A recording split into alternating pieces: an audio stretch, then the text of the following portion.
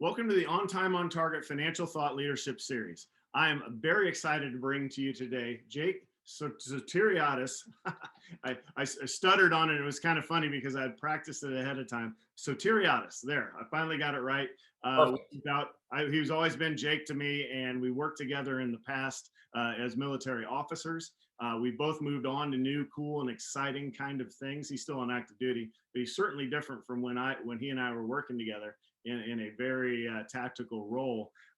So with that, I have Jake on today. You heard in his bio, some of the stuff he's doing. There's so many big words in there. So instead of trying to decipher what the bio means, we're just going to have Jake kind of tell you about himself and his backstory here and start to peel some of that back. So Jake, go ahead.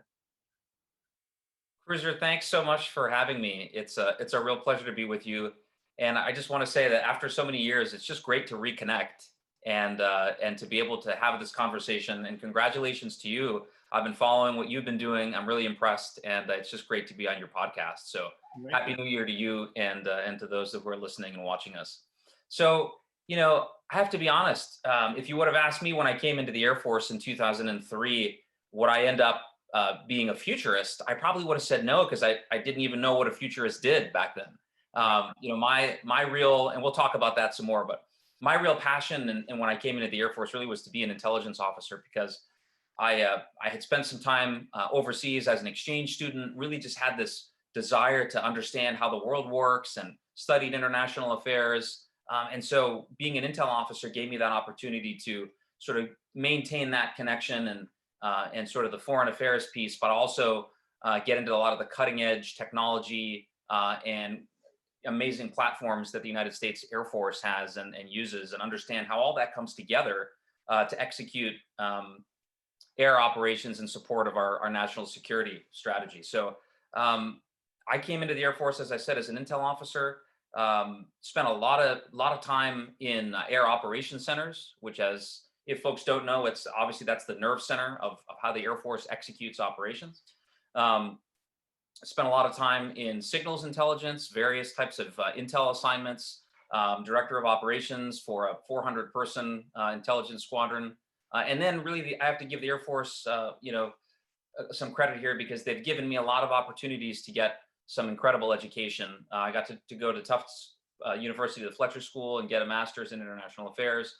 And then I think the really incredible opportunity I had in 2016 was to go to the University of Hawaii, and I wanted to go there specifically for their program in future studies.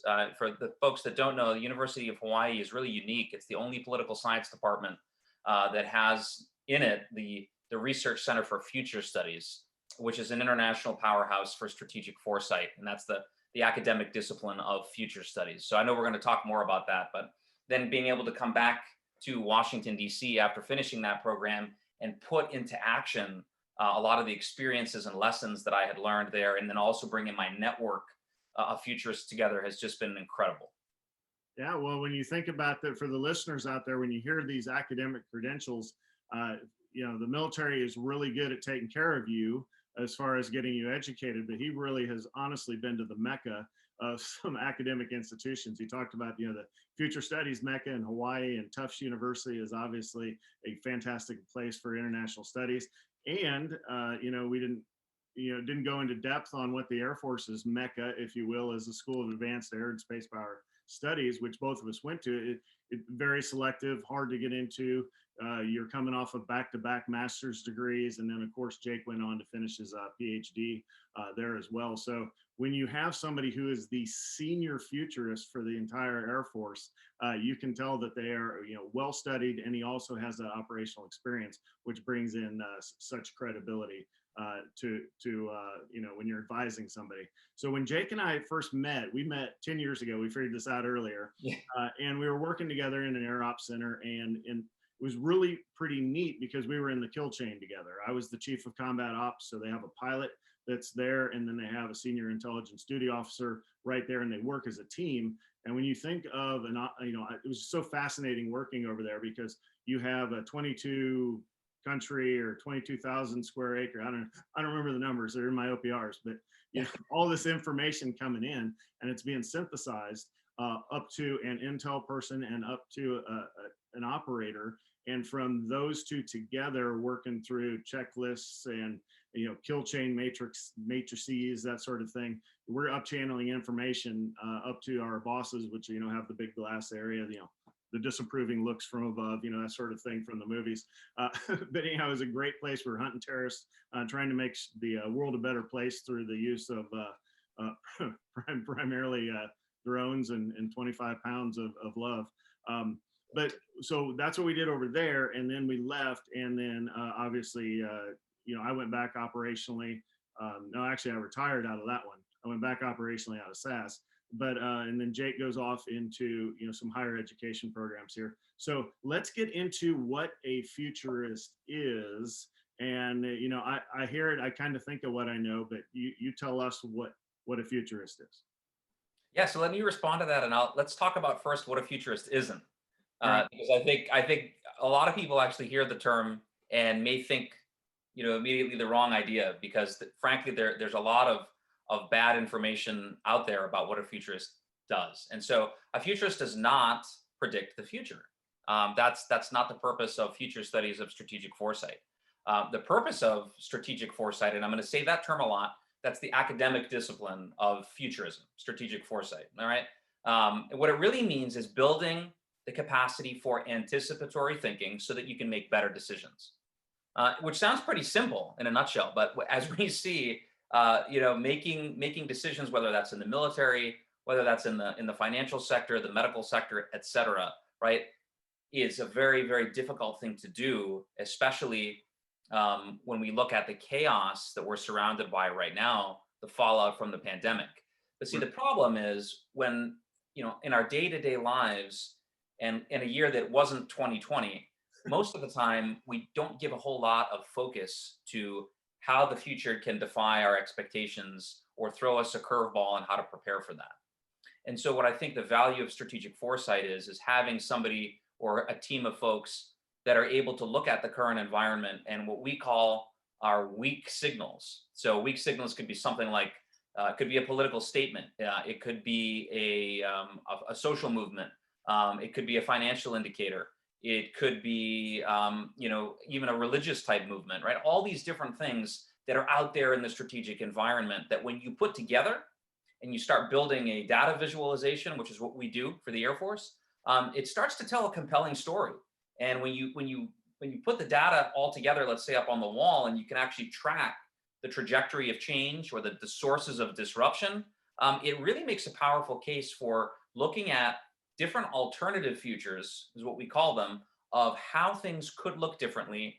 And then at forcing yourself, your leadership, or if it's your own company, how would I be able to adapt to any one of those situations so that I could cover all my bases? Gotcha. So I'm trying to picture how the Air Force utilizes you. Are you used, I guess, proactively or reactively? Meaning, when are you there at the crisis action team meeting when like somebody tweets something and then there's a march down a major street, or is it more of we meet once a quarter to talk about the future of the Air Force? So yeah, I'm glad that you asked it that way, because I think that's an important way to frame it. When you're in the middle of a crisis is when people tend to want to think about the future, and I talked about that a little bit. But that's the wrong answer. What we want to do in 2021, and we're in this fast-paced life that we live, everybody wants a smartphone app, right? They just want to hit a button and they just want an answer. But strategic foresight doesn't work that way. We need to, so you need to have somebody that's in place, or a team that's in place, that is really more of an operating system. You want to have this a normal part of your day-to-day operations so that you're already injecting those inputs into your daily business, if you will. And I think the lesson that we learned out of 2020, or one of the lessons, because there were many lessons, was just how important it is to have a dedicated group of folks that understand, is conversant in the lexicon of strategic foresight, but then in the Air Force's case, also understands the Air Force operations, military operations, but even beyond that, disruptive tech, geopolitics, right? And then bringing all of that together to try to tell the story of, issue X may not directly impact the Air Force, But it could affect an alternative future that then comes back and creates a problem that we need to face. And we're probably not thinking that way, right? So we're looking at a 20 or 30-year long view for the Air Force and the Department of Defense. But at the same time, while we're looking at that macro 20, 30-year view, we're paying attention to the weak signals that are happening now, because we know that those weak signals of today are going to become tomorrow's reality. And so we're doing a lot of grounding and educating right now. So the thing is, Steve, before 2019, we didn't really have a dedicated, disciplined way of examining these issues. And so when I came in from the University of Hawaii back to the Air Staff, I actually made the suggestion that we ought to create an Office of Strategic Foresight, or a strategic foresight team, to help the Air Force figure out force design, questions about acquisition, questions about the strategic environment. Because a lot of folks could say, well, isn't that what the intelligence community does, right? And it's a valid question. And they certainly do that very well. But what we're able to do, I think, that differs is that we're able to tailor our projections and analysis and toolkit to a very specific audience, which is the senior Air Force leadership, and now the Space Force leadership as well, which was an exciting development. So when 2020 happened and we had this pandemic hit, and people were asking, now what? What do we do? We were able to bring together a global network of futurists that we've been cultivating, and put out our 2020 Global Futures Report, which then was sort of jump-starting, if you will, how we started to think about our post-pandemic strategy. And so that, I think, is the value proposition of having your team of futurists in whatever organization it applies to. It's not just a military application. Yeah, and I was thinking about that because you're explaining, obviously, I still resonate with the military side, but it has been a while. But as far as, financial, you kind of make sense too, from whenever I do a daily morning brief that's actually goes out to my clients and on YouTube, where every day I back out to at least a year and talk about some, that's not necessarily super strategic, but long-term themes and, the new Democratic administration, trying to think more long-term before you get into the weeds. And one thing I noticed, you're right, on the military, it seems like everybody was heads down. The tendency was to be heads down during a crisis, instead of nobody had their head up, really thinking about, longer term kind of stuff. So that makes sense. So does the Army have a senior futurist that you hang out with and and talk on a regular basis, or the other services? Doesn't have the Army, but is there a joint-ish type organization? Well, I mean, there are actually a whole lot of folks that operate in various capacities in all of the services, and obviously the national intel community as well.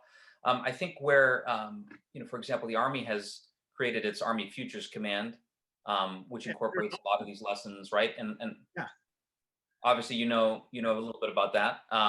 And Air Force now moving ahead with Air Force Futures, which is the Air Force A57.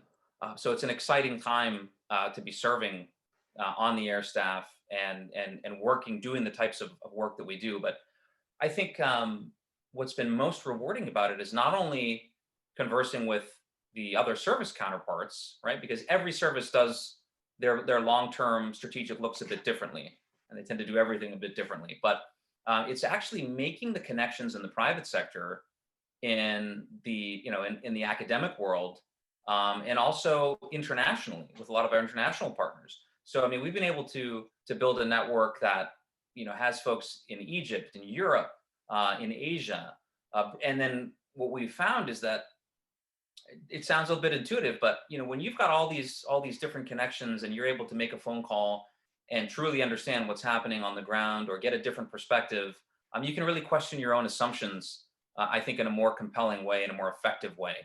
And that was very useful to us, just in terms of our initial analyses and some of the products that we developed. We found that we had a much more enriching and detailed quality product by getting all those perspectives in there. And that's something that I think is a paradigm for emulation.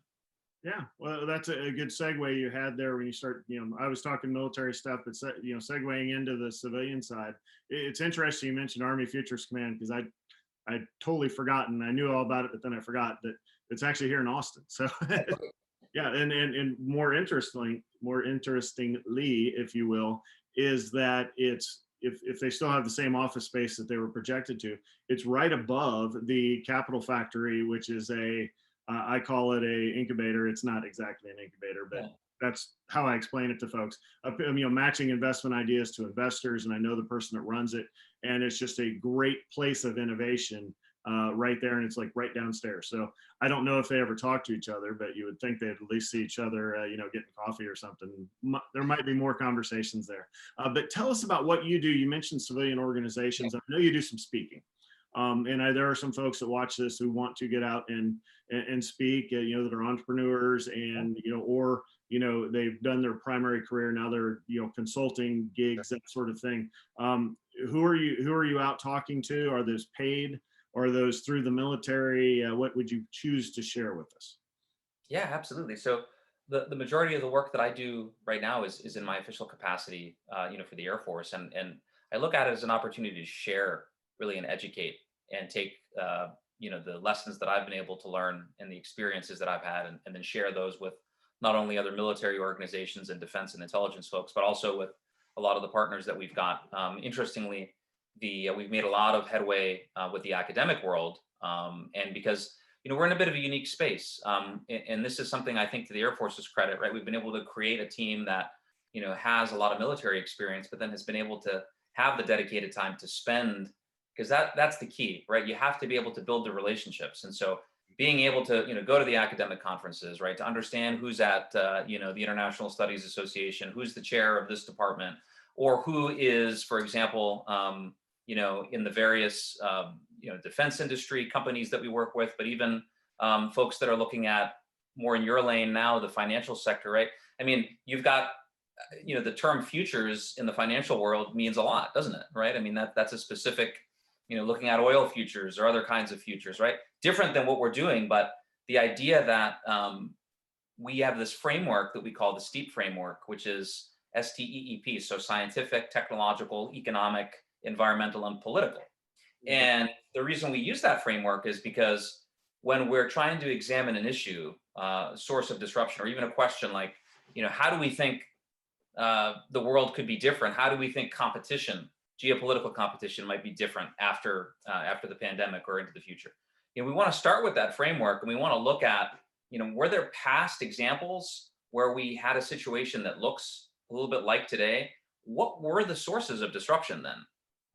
What were, and you can distill that down, let's say, to the Air Force, right? If, going back to the early days of air power, what were the sources of disruption that sort of were present in that environment, and the other factors? What were the touch points to what was happening then? Do we see parallels? And so the joke is sometimes historians actually make pretty good futurists because they've got a pretty good sense of how things might or might not be different. But then we turn up the volume on a lot of the weak signals that we look at, and that's where I think the sort of the secret sauce comes in, where we are able to use theories of stability and change to then build. So when people look at scenarios and they say, well, that might sound a bit far-fetched, and you go, well, that's the point. The point is we're not trying to create an alternative future scenario that is status quo, because that doesn't really help anybody. You can just look at, right? You can look at things moving along the same trajectory and say, okay, well, all things being equal, X equals whatever. But what we're trying to do is to really give ourselves that intellectual flexibility to say, well, what about this? Have you considered this outcome, and then how it's going to affect, your respective area? And are you prepared for that? Those kinds of questions. And I think, when you start drilling down and actually asking those hard questions, it really makes people think in a way that they maybe hadn't considered before. And so the reason I keep coming back to 2020 is because it provided that forcing function that just isn't there normally, right? Because people, when you talk to people about this kind of stuff, and when I was introducing it initially on the air staff, people were sort of like, what is it that you want to do? And I was like, well, this is really, really important. I promise it's going to, it's going to make a lot of sense, right? And then when the pandemic hit, it was get in my office now and let's talk. So we've had that, I think, the example of how this is so important. And I'm excited because I think that it's only going to become more in demand as we move ahead. Yeah, I think so, and that's really where you make your money is studying the past, and then not you're right, not necessarily predicting the future, but certainly trying to predict different avenues. And you mentioned source of disruption. So for the listeners out there, we're recording this on January 7th, which Yeah. this will probably air a week later or so. But yesterday, January 6th, was the Georgia runoff elections, followed by an interesting tweet, followed by a run on the Capitol, followed by a president getting banned from social media, followed by he's still on social media through his social media director, followed by all the way through up through Amendment 25 talks today and impeachment 2 weeks out from the inauguration. So really, when you look at future events, who would have sat back and strategized? I guess when you were talking about assuming things will always be in the status quo, assuming a peaceful transition in a democracy is maybe something we should not assume as much going forward. And I know that this will be an event that will be studied for sure. So just that kind of makes me think of the value of the futurists for talking about the next time we go through this. Another thing you made mention of is historians. And I do remember sitting in the big meetings over at the KAOC when you're briefing I was 41 at the time, and I'll brief the 3-star every morning, right? And I was generally the first one speaking because I was from the ops floor, and there's like 60 people in the room, and I'm one of the youngest. So I just in the room. So I just have to ask, are you generally one of the youngest in the room at these briefings, and what's that like? Yeah, it's interesting. I've kind of had maybe a non-traditional career, if you will, in the Air Force, in that I actually came to the Pentagon. My first assignment at the Pentagon was I was 27. I was a junior captain, which is definitely not the norm, right? Right. And a lot of people told me, "Geez, don't why are you even doing that? Don't take that assignment."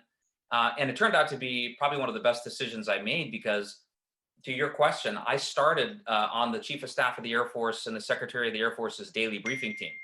And so I was basically learning from the best analysts in the Air Force, but showing up to work at 2 o'clock in the morning, getting my briefings ready, so that when everybody showed up at 6:30, we were ready to go, and 3 or 4 different briefings to prep before we got in front of the chief and the secretary. So that experience, I think, was just so crucial to me because I learned a lot. Number one, I learned probably, it was just the experience of talking with some of our best analysts, but also understanding how to deliver information to that level of decision maker, how to tailor your talking points, but also how to be succinct and impactful at the same time.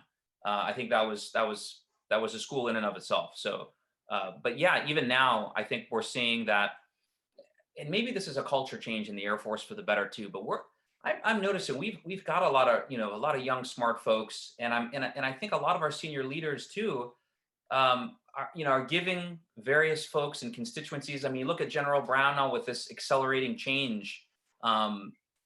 It's such an exciting time where you've got that culture catalyst now, and it's empowering folks. And so there's always a robust dialogue, I think, and that's one of the things that, as you know, Steve, in your career, I mean, the Air Force prides itself, I think, on being having the kind of people that aren't afraid to question, aren't afraid to think differently, aren't afraid to push back when they hear something that doesn't make sense. And I just think that that's it's proud. I think a lot of us are proud to be part of that organization because of that culture.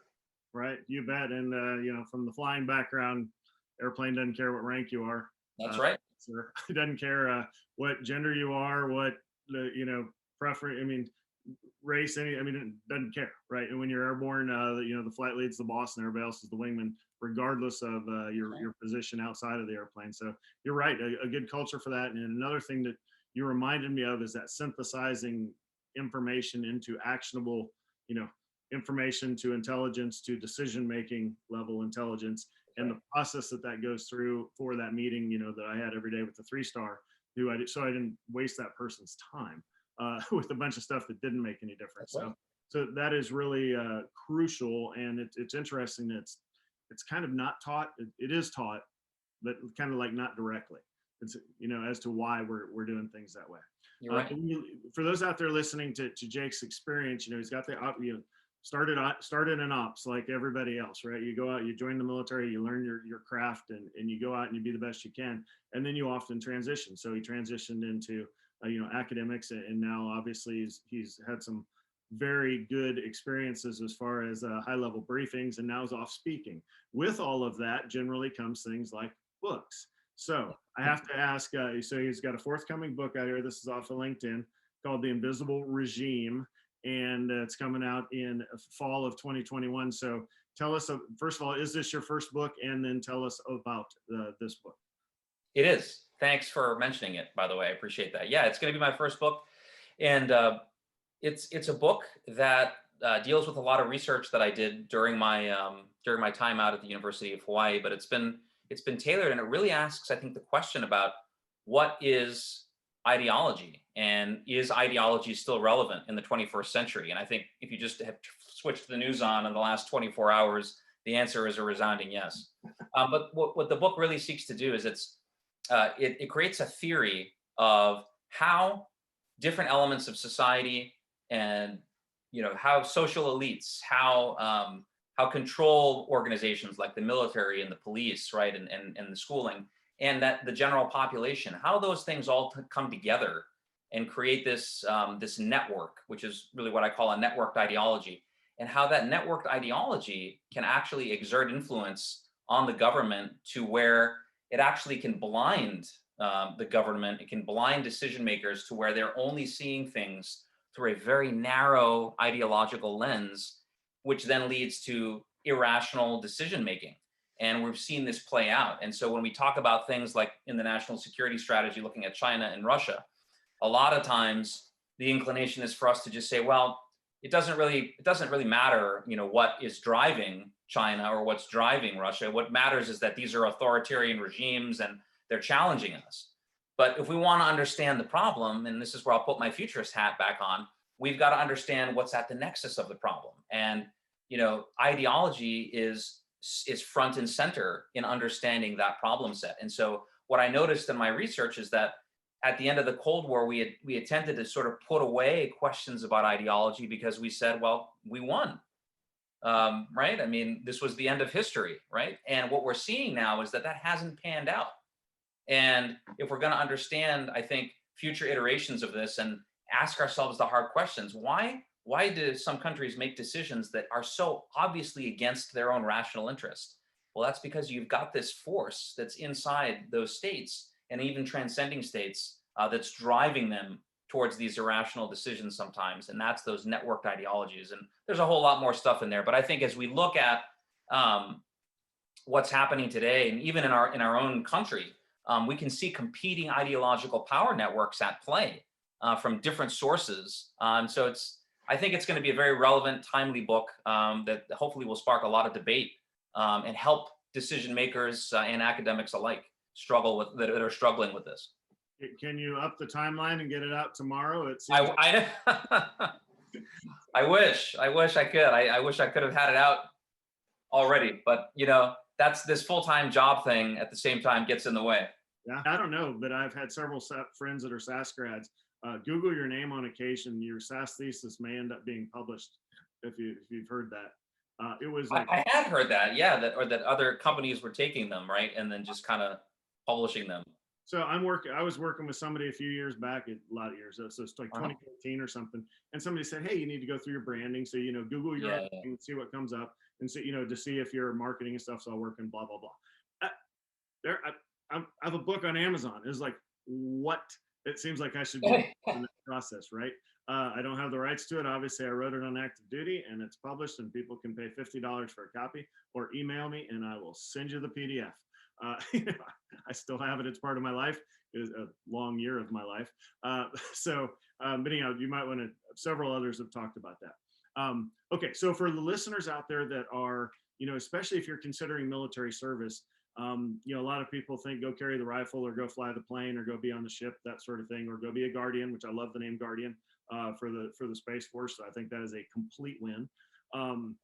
But for those that are considering, so you look at my route where I went in, spent 20 years, retired, have a nice pension as I go off into my second life. Small business owner / building an enterprise over time. in all of the ventures I'm involved with. You have Jake here still on active duty, but also, at the age where he's going to definitely be around long enough to collect the pension, if not, stay and enter the higher ranks of the military, whatever your future holds. But, from a financial perspective, stepping out the door in your 40s, or at least having the opportunity to do that,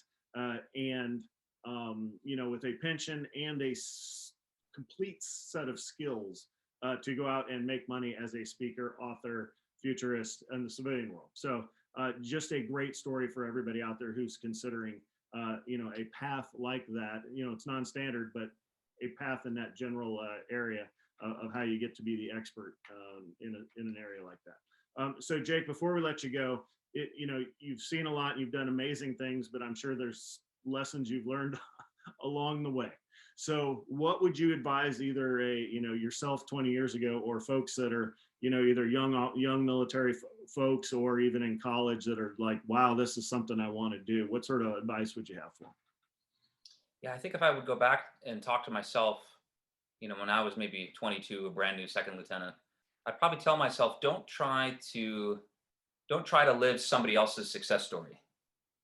Don't try to be what an organization defines as successful, but you need to define your own success.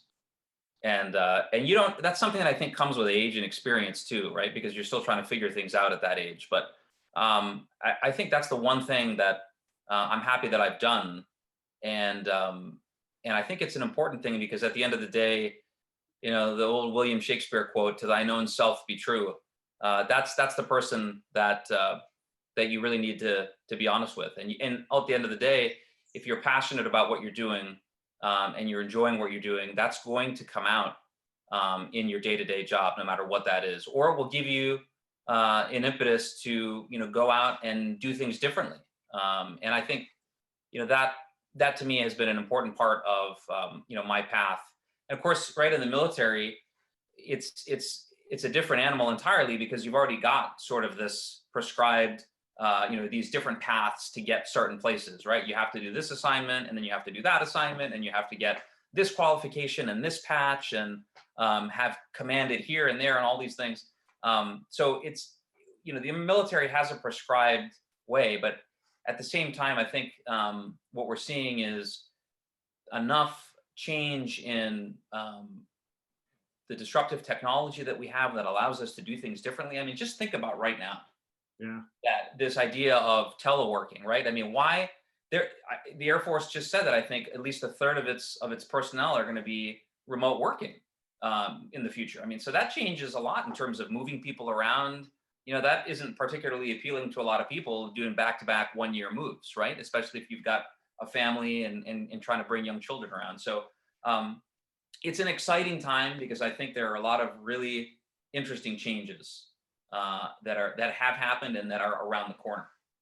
Yeah, well, those are wise words, Jake, and you bring up a great point about the military, and any large organization, not just military, but is going to have certain paths, right? So for lack of any original thought, down the path you go, right?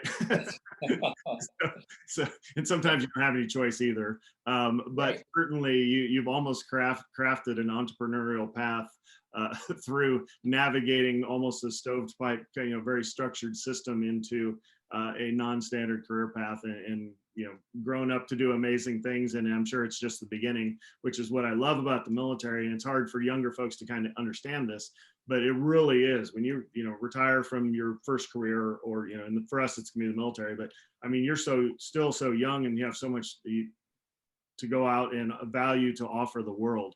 It's pretty amazing out there. So Jake, thanks so much for being on the show. I loved our talk today. It was good reconnecting with you, and we have to do this more often. Do you ever make it out to Futures Command?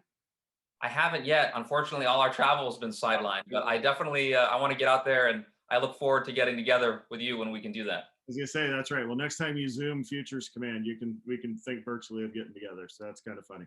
So, all right, Jake, thanks you so much for being on the show. Thank you very much for having me. Happy New Year. Thanks. All right, everybody. That's all we have for today's show. Please reach out to me through ototnow.com with any questions or comments. And thanks again for joining Jake and I today. And here's to you fighting the good fight every day to be on time, on target with your financial goals. Thanks.